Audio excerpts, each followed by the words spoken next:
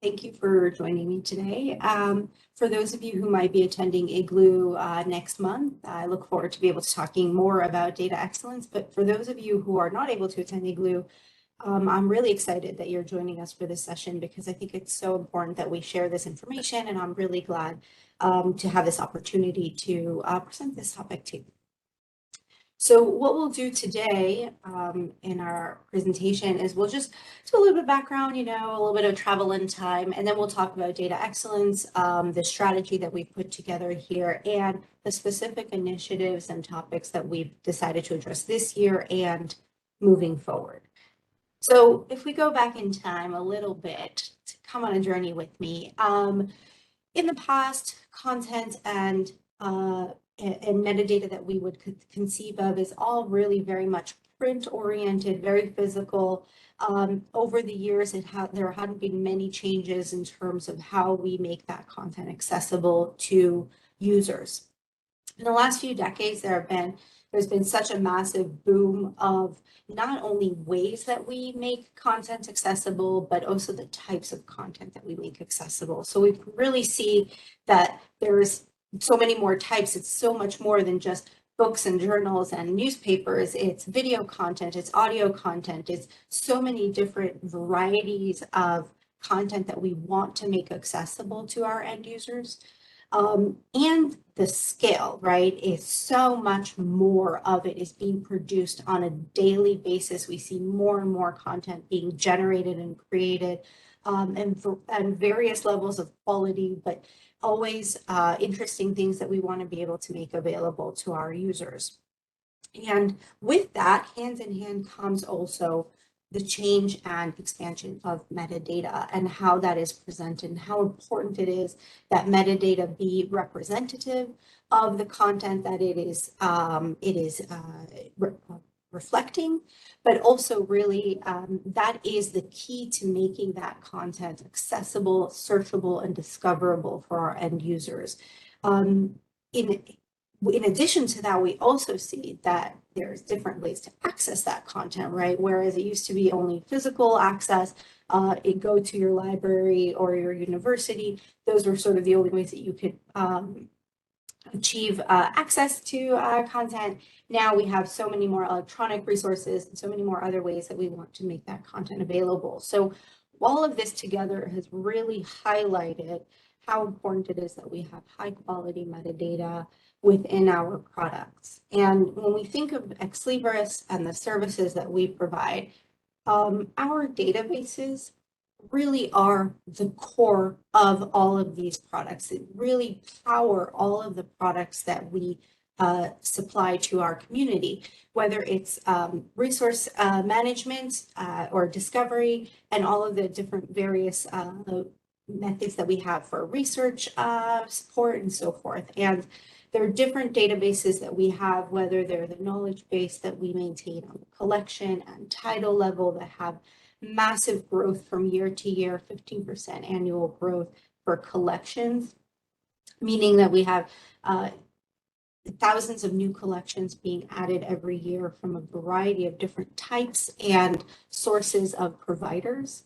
And then we have our index that currently boasts over 4.7 billion records with 10% annual growth, which is massive. If you can only imagine those numbers, I definitely can't imagine those numbers.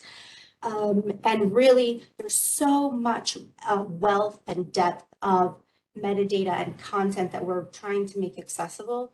And Ex Libris really, really recognizes how central and pivotal these databases are to all of our products and how important they are to serve all of these products properly. And in light of that, we really have come to a conclusion that we need to focus on data more. There's sort of that intersection of content and technology and our users, and all of that together combined has brought to our attention how important it is that we create better services and it will improve user satisfaction. And at the end of the day, we're really always thinking of our end users and their ability to search and discover content, for it to be easily accessible to them, to make it really, really an easy process for our end users, for students and researchers and anyone who's interested in this content. And along the way, of course, we want our librarians to have a good experience as well. So all of these things have to come together. And our focus, we've decided to make this a major strategy across all of the Ex Libris products and all of the Ex Libris different divisions that we have. So it's content, it's the development teams, and it's the product teams, all are coming together to work on these initiatives. And now we're just only starting. This is really just the beginning. So this year we decided to focus on 3 main areas, but there's so much more to come, and I will share all about that as well. So the 3 main areas that we've decided to focus on in 2022 are quicker updates. So we really understand how important it is that content become available and accessible quickly. So we're working on update frequency for the Alma Community Zone. We also obviously understand data quality, right? That is so critical and so important. So we're also working on better data, better quality metadata for the Alma Community Zone. And finally, through improved discoverability, there's so much that's included under this really short name, but essentially we're focusing here on the linking and the rights when it comes to CDI users. And I'll dive into everything, and then we'll also share a little bit more about our plans for the rest of the year and for the coming years. So first off, we have quicker updates. So this is really, we're focusing on Alma and all of these different aspects, right? How much content can be ingested? How quickly is that content ingested? How frequently is that content ingested? And at what level of quality is that content ingested? And thus are the questions that we were asking ourselves when we thought about this project. And as part of that, what we've decided to do is create direct updates into the Alma Community Zone, where those get processed every day, and they will be available within 2 days in the Alma Community Zone. Of course, we know that it takes a little bit longer for that information to trickle down to your IZ, to your institution zone, and then to get published to your discovery system. But all in all, we see this as a semi-weekly update cycle that we're able to supply. We're able to move away from that weekly cycle that we are currently relying on. Now, when we look back, this is obviously a question we get a lot, as we think of the Provider Zone program that we started about 2 years ago. We worked on this. We worked really closely with the community, and the essence of that project was essentially to find a way to make it easy for providers to update the Alma Community Zone directly, to bypass that weekly cycle. And what we had done at the time is we thought it would be a really good idea to create these unique records for those providers to improve the quality of their metadata. We received and we heard your feedback. We are learning. We are always learning and always improving. And we heard your feedback. We understand that that was not necessarily the best way to move forward with that. And we are putting that and we're cycling that up. We will make sure that the next phase of this project is better and more improved. So we're not going to be doing those unique records anymore. We're going to take this access that we created, this direct channel into Alma, and we're going to use it for another cause, and that's this turnaround time where we can proactively go to content providers, sites or FTPs or whatever, and we will get their feeds on our own and generate the metadata for you. Now, it's important to say that this is going to be a very slow and meticulous project. We do not want to rush things, and we're very happy that with the Provider Zone, we took it relatively slowly so that we can learn and understand and get your feedback throughout the process. And that's really important here as well. So we're taking the same approach. We will do a very gradual rollout. And the beauty of it is that really nothing is required of you or of the content providers in this case. So it really should be a very transparent process in that regard. But to use that double word for a second, we will also be transparent with you and the providers about our plans. So we will notify any provider that we are going to be working with, even though they don't really have to make any changes or do any activity. We just want them to know what we're planning.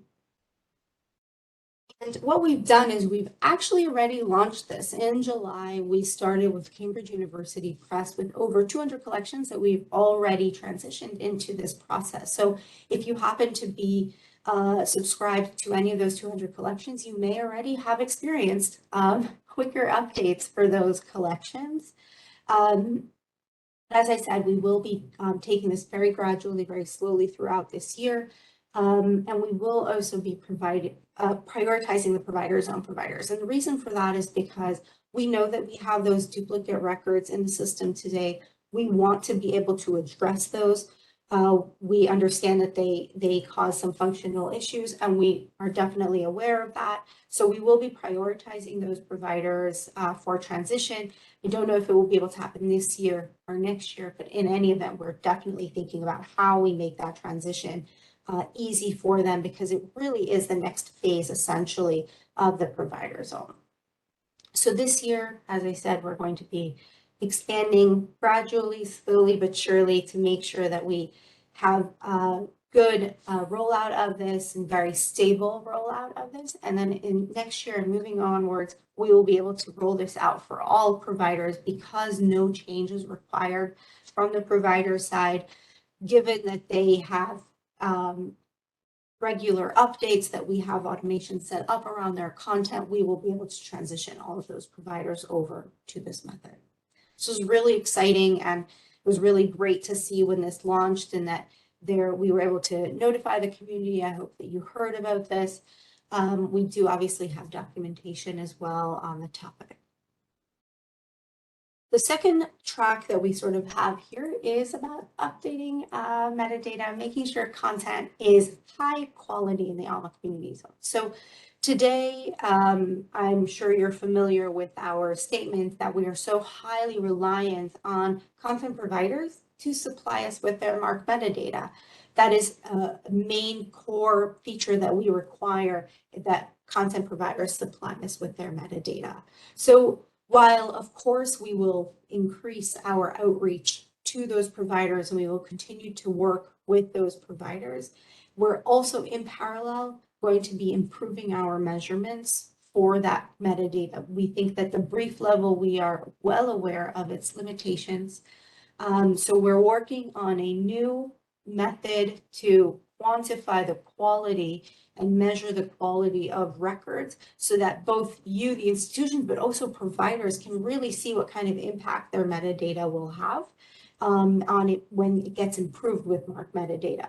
But in addition to all of that, in parallel, we're also thinking outside of the box and really trying to come up with creative ideas and different ways that we can get MARC, or we can get metadata that is not necessarily MARC data that we receive directly from the provider.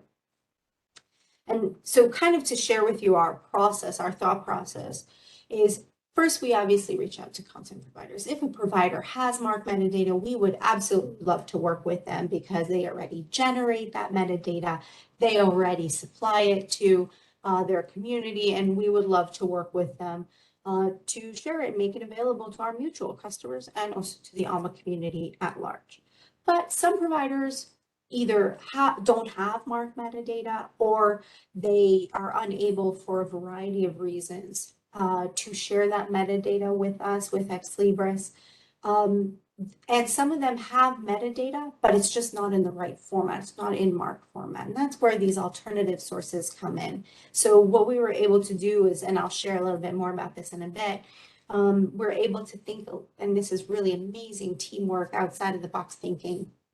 We're able to take non-MARC sources and convert them into MARC metadata. So really trying to think of different ways and different sources that we can take of available metadata that's out there and make it accessible to our community. And finally, if that's not an option, we are piloting and thinking about external sources and how else we can enrich metadata in other ways. And I just want to share a few examples with you, because I am so impressed with our team and the hard work that they have done to put all of this together and to make all of this happen. And again, these are really just a few examples. It's not representative of all of the work that's being done. But these are such amazing examples that I feel like I have to share them. So one of our examples is OECD. We worked for a very long time with the OECD on trying to get their metadata. And when we were able to, this was an amazing example where 99% of their records were low quality records. And after we worked with them, after we got their marked metadata, now those records are 92% records, high quality. That's amazing. That is such a significant jump. And that happens, if you can imagine, within one cycle, right? It takes us months and months that we work with the provider and we work on the ingest and the mapping and all of those pieces. And then one day you wake up and you have high quality records in those collections. And the same with Carger.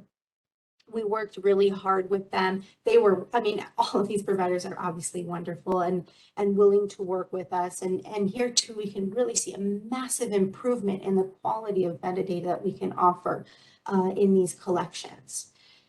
And a little bit to share about this out of the box thinking that our teams have been doing is, so Project Gutenberg, if you're familiar with them, they are a wonderful corporation that works to supply this content, but they really don't have MARC metadata available. They create a feed that is very much oriented towards discovery content. And what our team was able to do is take that non-MARC metadata, and it's not a perfect match. It doesn't, not all of the metadata was able to be transitioned over properly. It doesn't have that full richness that we would love to see from MARC metadata, but still they were able to convert so many records where before this project, we only had 5% of the records were high quality, and now we have 45% of the records are high quality. So, and that's not even including the other records that are sort of in that medium range. I'm not even counting those, but this is such an amazing project. This was a pilot put together by one of our team members, and we're really hopeful about this. It won't be possible for every provider. There are legal agreements that need to be signed here, of course, but this is an example of what potential there is for metadata out there, even if it's not in the right format that we're actually looking for. Another great example is the Library of Congress content. So as you know, Library of Congress, they supply millions of records, and so many of them are print records. But we also know that there's such a large overlap of relevant metadata in the print records that could also be relevant for the electronic records. And we had very much avoided touching those print records because we were so concerned, rightfully so, about converting print metadata into the electronic record metadata. And we really didn't want to do that. So following some really hard work that the team did and working with the Community Zone Management Group, who have been absolutely wonderful in helping us out, we were able to enrich over up to 1 million records with that metadata, which was available in the print version of the same item. And we were able to reuse it now in the electronic records. And so it's a little hard to quantify exactly how many of them we enriched because some of those records might have already had that metadata available in them. But this was really, again, it's a proof of concept. It's that idea that we can take content, we can have metadata that's available to us in so many different ways, and we just have to think of how we can make it available to the community. And this one is really just in the ideation stages, really just very early stages, but I had to convince a few people to be able to share it in this forum. But I think it's such a great idea that I think it's worth sharing, even if, you know, at the end of the day, we're not able to do it. I really hope we are. But what we're trying to do is to preload MARC metadata. So what that means is that essentially when sometimes we get MARC metadata in advance of us actually having a collection that contains that record. We may have gotten a record from concert, and then 3 months later, we have a collection that now contains a title that is relevant for that record. But that record is going to be so hard for us to find now in all of those millions of records that are available in the concert database. So what we're thinking of doing, and we're working with the Community Zone Management Group on this as well to make sure that we're doing this smartly and very in a very measured way.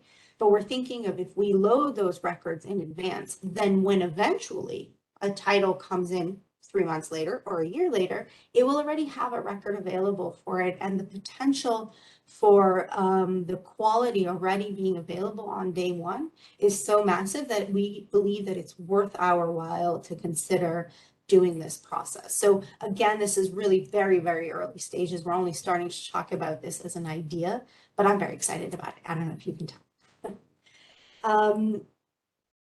All right, and then our last track that we've focused on this year, and again, that includes multiple different projects within it, is the story of improved discoverability. So when we talk about discoverability linking, that's the first thing we think about. So late last year, we released the hybrid linking functionality, allowing us to create a situation where a collection does not need to be represented by a single type of linking, where we have a lot more collections that are hybrid. They have multiple different mixed types of data and content, and this is really a great feature. So since then, we have converted 100 or more collections to hybrid, but what was also really interesting in this project is that it let us reassess some of the existing collections that we have, and we also transition them over to a link and record method, which we believe is really much more stable than the open URL method. And we know that we have that reliability and stability of the link in the record. And really now, every new collection that comes in, we have the opportunity to determine what's the best fit for this collection. And really that flexibility has been amazing. We've seen a lot of good feedback in this area. And let's talk about quick links. There are so many institutions that really you will benefit from activating this feature. I highly recommend looking into this feature. We can share the information for the activation or configuration process of this. This feature essentially is, it saves you a bunch of links. It saves the end user so many clicks that they need to be doing, right? They perform a search, and in their search results, they immediately have access to the PDF, to the HTML itself. They don't have to go to the provider's platform and then find the right link to press on and so forth. We have already 18 providers with over 10,000 collections that are already part of this process. Not every provider will be able to support this. It very much depends on their functionality and their linking availability and all of that. But we're working with so many providers and accessing and contacting them to see who can participate in this feature. And again, I cannot recommend enough considering turning on this functionality for your end users, because you can only imagine how many clicks it's saving them, and just that ease of access, right? It's all about ease of access. And finally, under the linking chapter here, we have worked with a few providers to supply us with article level identifiers. And now, while it's sort of obvious that we can do that for the title level, having an article level identifier is so significant. It creates such stable and accurate linking, and it's been really great. And again, here we've had great feedback about this feature. So also here, it's not available for every provider. It won't be possible for every provider. It very much depends on how they maintain their content. But for those providers who do have that article level identifiers, we're able to support this feature, and it's really wonderful as well. And of course, from your perspective, it just creates more stable and reliable linking on the article level. Let's move over to rights processing. So this has been a major topic. We had committed to a 24 to 48 hour cycle, and I am very proud to say that we are there. We have been there since June. We're at 34 hours, very stable median here. We're obviously working to make more improvements and to make this an even quicker processing.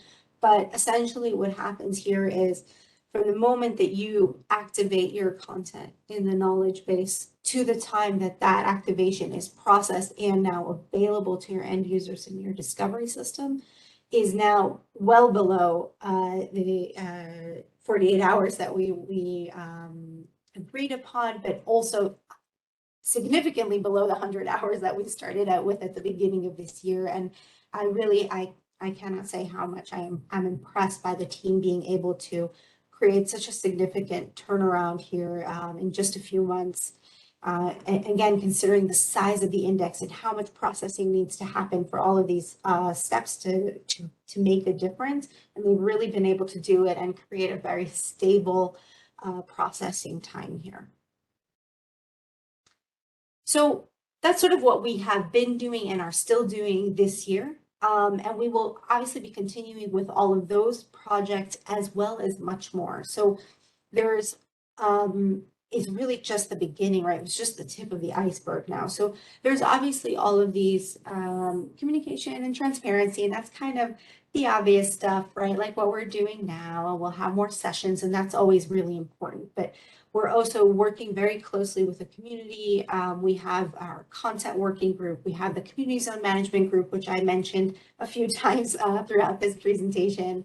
And we've also, and they really help us to sort of have that ear to the ground and really understand the community and get that feedback in real time. In the content working group, we actually have a really important cross section of representation. So we have all of the different combinations, possible combinations of products.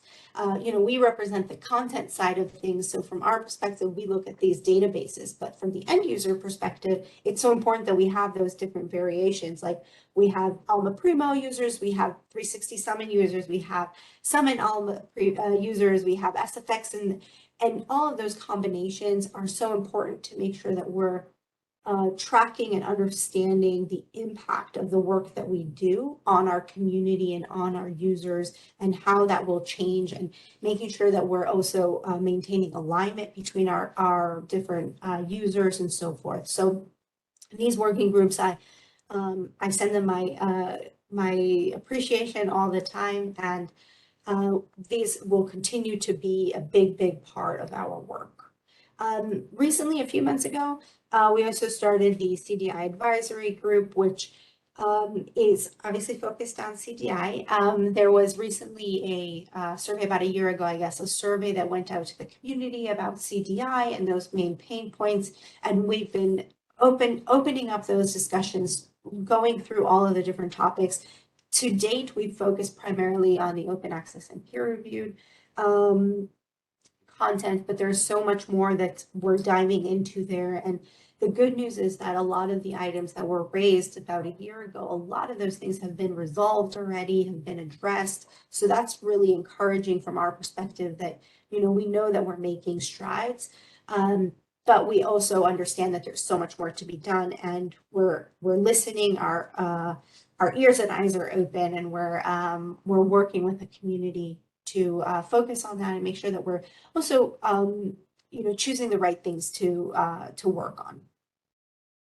So I'm taking a little segue here. It's not really a segue because it is part of the other activities that we did. It sort of didn't fall under any one of the original tracks that we had put together, but I still do want to share this with you because it's also something so important that we've been working on this year. I will just say caveat that this is currently available in this format only in the Alma Community Zone, but we are working on how we will make this available also for SFX and 360, because it's so important for us that everyone have that same information that we're sharing here. So what we've done is we released in the last August release a collection management level field. And essentially our goal here is to share and represent the status of how things are being maintained in the community zone, or in the knowledge base for that matter. So like 99.9% of the collections are managed by Ex Libris. These are collections where we have a content provider that we work with. We have a source, we can set up automation. We know that we can track and really manage these collections properly and give you good service. And we have the community collections, and those are collections that you may be familiar with, like the miscellaneous ebooks, the free e-journal collections. There's 5 of those collections. And to date, The functionality around that was only an ability to add and edit portfolios. But we did add a delete functionality so that we can give you that full independence to really be able to manage these collections independently. They are for the community, by the community. All of those portfolios were added and edited by the community, and that's what their purpose is. And we have the contributed collections. These are collections that were contributed by institutions. So we'll often see this, when a institution has a private collection, for example, that they want to be able to share with the world. They're not a content provider as such. They contribute it, they manage it locally, they maintain that collection and make it accessible and available to the community.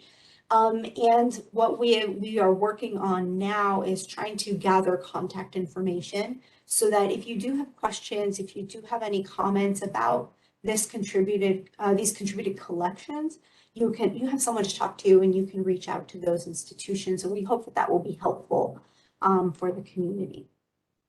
Then we have this fourth group, which is the newest for us as well. These are collections that we're defining as not maintained. And I will say that we're being very selective about what we are putting in this group. We are being very careful about how we're defining this. But essentially, these are collections where we no longer have a source to contact or to update this content from. So it might be a provider that no longer exists. It might be a source that we had added 10 years ago and now we added it that one time and now we just don't have any provider or any way to get in touch with those providers. Maybe they don't exist anymore. Maybe they've been sold and bought by someone else. We don't even know, right? So these are very, very few collections, but it's really important for us to share that information with you when we identify these collections so that we can be very clear and upfront with you about the status of these collections.